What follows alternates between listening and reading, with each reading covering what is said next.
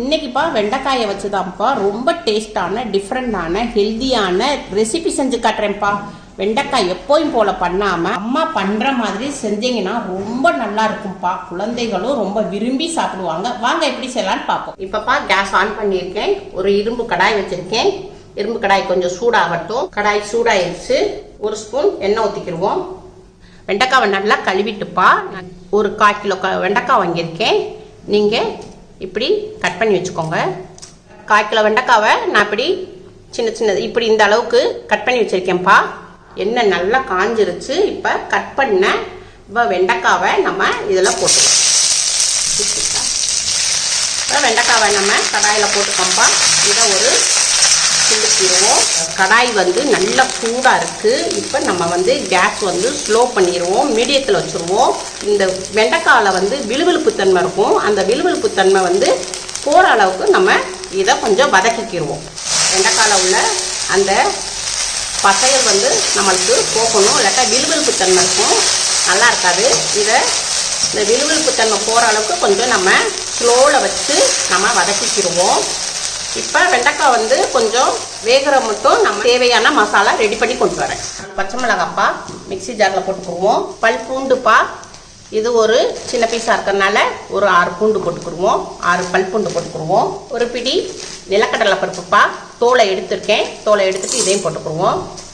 கொஞ்சோண்டு மல்லி இலை நம்ம தண்டோடு இதை போட்டுக்குருவோம். தண்டில் நிறைய சத்துக்கள் இருக்குது. வெயிட் லாஸ்க்கு ரொம்ப நல்லாயிருக்கும், உடம்புக்கும் நல்ல குளிர்ச்சி.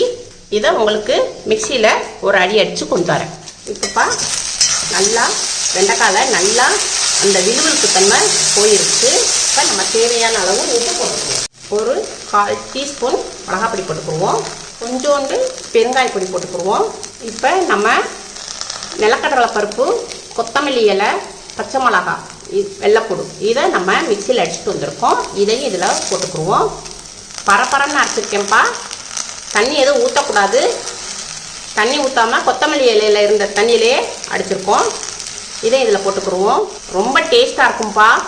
இப்படி நம்ம செஞ்சு கொடுத்தோம்னா ஒரு டிஃப்ரெண்ட்டாக இருக்கும் சாப்பிட்றதுக்கு. நம்ம நார்மலாக பொரியல் வைக்கிறங்காட்டிலும் இந்த மாதிரி நம்ம செஞ்சு கொடுத்தோம்னா சின்ன பிள்ளைங்க எல்லாமே நல்லா விரும்பி சாப்பிடுவாங்க. டேஸ்ட்டும் டிஃப்ரெண்ட்டாக ரொம்ப டேஸ்ட்டாக இருக்கும்ப்பா.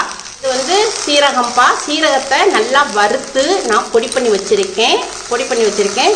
இது வறுத்தனால நம்மளுக்கு நல்ல ஒரு ஃப்ளேவர் கிடைக்கும். இப்போ ஒரு 1/4 ஸ்பூனு சீரக பொடி போட்டுக்கிறேன். இப்போ எல்லாத்தையும் இதை மிக்ஸ் பண்ணிக்கிடுவோம். பச்சை வடையும் நல்லா போயிருச்சு. நல்லா வதக்கிட்டோம். அவ்வளோதான், ரெடி ஆயிடுச்சுப்பா. கொஞ்சோண்டு கொத்தமல்லி இலை போட்டுக்குருவோம்ப்பா.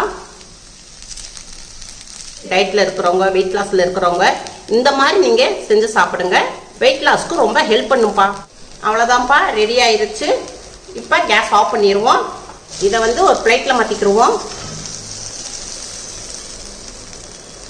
அம்மா உங்களுக்கு ஒரு டிஃப்ரெண்ட்டான வெண்டைக்காய் பொரியல் செஞ்சுருக்கேன்ப்பா. இது மாதிரி உங்கள் வீட்டில் செஞ்சு பாருங்கள். பிள்ளைய ரொம்ப விரும்பி சாப்பிடுவாங்க. வெண்டைக்காய் வேணான்னு சொல்ல மாட்டாங்க, இன்னும் வேணும்னு தான் சொல்லுவாங்க. உங்கள் வீட்டில் செஞ்சு பாருங்கள். அம்மாவுக்கு லைக் பண்ணுங்கள், ஷேர் பண்ணுங்கள், சப்ஸ்கிரைப் பண்ணுங்கள்.